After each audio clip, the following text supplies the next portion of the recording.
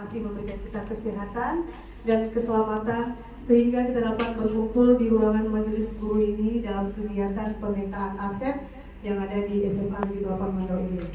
Dan tidak lupa pula salawat wa salam ya Nabi besar Muhammad SAW dengan mengucapkan Allahumma sholli ala sayyidina Muhammad wa ala ali sayyidina Muhammad.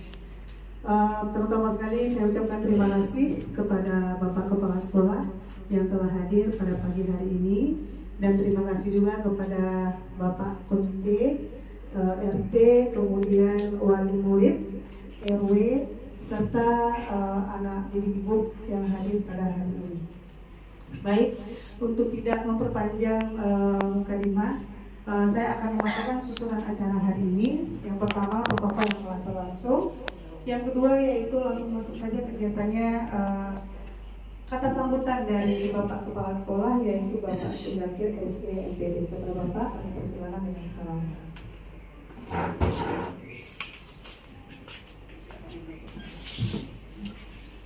Bismillahirrahmanirrahim. Assalamualaikum warahmatullahi wabarakatuh.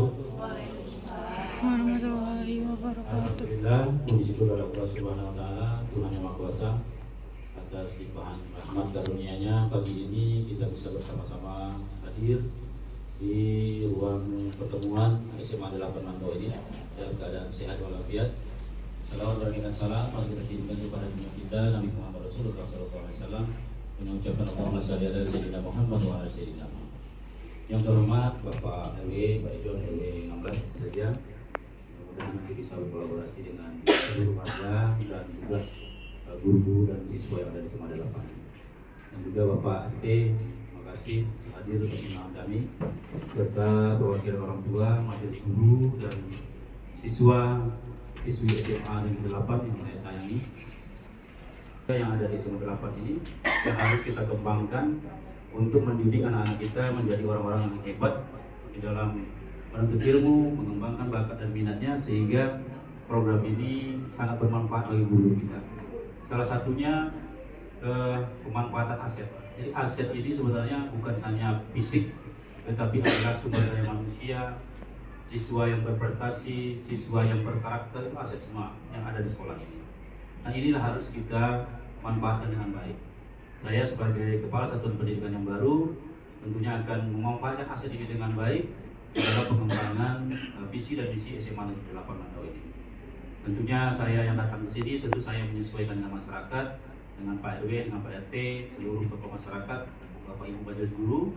Mari kita berkolaborasi membangun daya manusia yang ada di Kabupaten Bengkalis ini tentunya, bagi di jenjang SMA. Sekolah ini selalu menjadi favorit untuk siswa masuk ke sekolah ini dari SMP maupun MTS ataupun sekolah-sekolah swasta.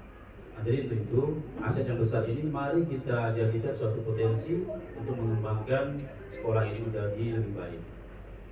Nah, kalau kita berorientasi kepada aset, maka kita harus melihat secara utuh aset apa yang harus utama yang kita manfaatkan di samping sarana prasarana, yaitu aset bagaimana sekolah ini menggerakkan atau mencapai visi dan misi yang sudah. Siswanya mampu bersaing, siswanya mampu memanfaatkan gurunya dengan baik, ilmunya, pengetahuannya, dan juga bisa mengembangkan metode-metode yang dipelajari.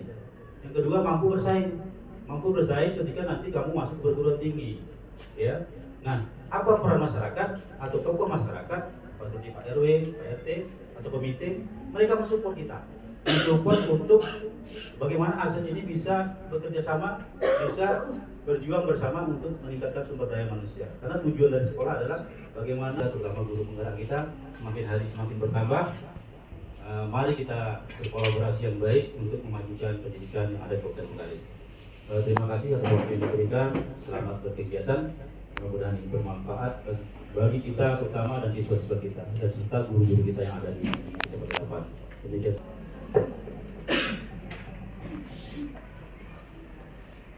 Baik, terima kasih para sambutan Pak Ibu semuanya dan anak-anak Ibu, di mana kegiatan hari ini itu adalah pemetaan atau pembentukan aset. Nah, kita masuk ke kegiatan kedua yaitu pemaparan yang disampaikan oleh Bu Yeni. Kepada Bu Yeni saya persilakan. apa yang kami dapatkan dari pendidikan guru penggerak. Mohon maaf, kami tidak menggurui di sini, tapi kita berbagi tentang apa yang kami sudah pelajari. Jadi kami di modul 3.2 belajar tentang pemberdayaan aset, pengelolaan sumber daya. Nah, kita dimulai dari memetakan bagaimana kondisi pendidikan di daerah kita masing-masing. Jadi sebelum masuk ke pemetaan aset, kita melihat dulu kembali bagaimana kondisi sekolah kita dan kondisi pendidikan di daerah kita saat ini dengan pengelolaan yang berbasis pada aset. Yang dua ini sangat berbeda. Kalau yang fokus pada masalah, kita fokus kepada apa nih kekurangan kita, apa masalah yang dihadapi, sehingga kita lupa dengan potensi-potensi yang kita punya. Nah, yang satu lagi adalah pendekatan berbasis aset. Kita fokus kepada apa yang kita punya, itu kita maksimalkan dan optimalkan untuk mengembangkan sekolah kita. Nah, ada dua perbedaan di sini. Ketika kita berbasis pada kekurangan, kita fokus pada masalah, sedangkan yang berbasis pada aset, kita fokus pada aset dan kekuatan. Kemudian yang kekurangan itu berkutat pada masalah, mengidentifikasi kebutuhan dan kekurangan, fokus mencari bantuan dan sponsor atau institusi kelompok yang dapat melaksanakan proyek.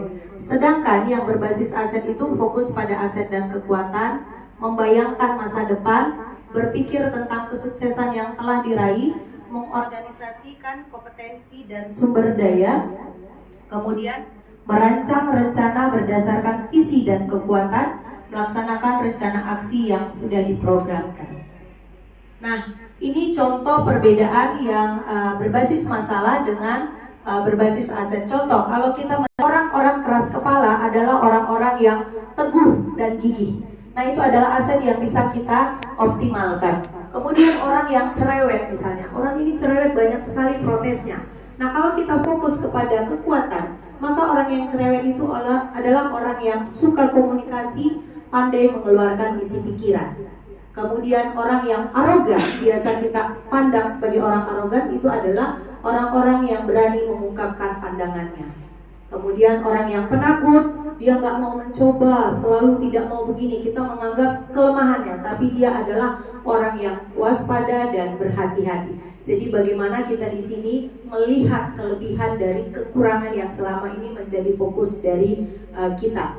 Kemudian orang yang kaku itu adalah orang yang suka dengan keteraturan dan daya yang dapat diprediksi. Kemudian ada lagi, mana bisa melakukan eksperimen sains di sekolah, kami tidak punya lab. Itu yang fokus kepada masalah. Sedangkan pada kekuatan, mari kita coba cari tahu ada alat dan bahan apa yang bisa kita manfaatkan untuk melakukan eksperimen ini. Mungkin ini sedikit pemaparan tentang perbedaan pendekatan berbasis masalah dan pendekatan berbasis aset atau kekuatan. Nah, ini contoh gambar ilustrasi bagaimana perbedaan dari kedua pendekatan tersebut.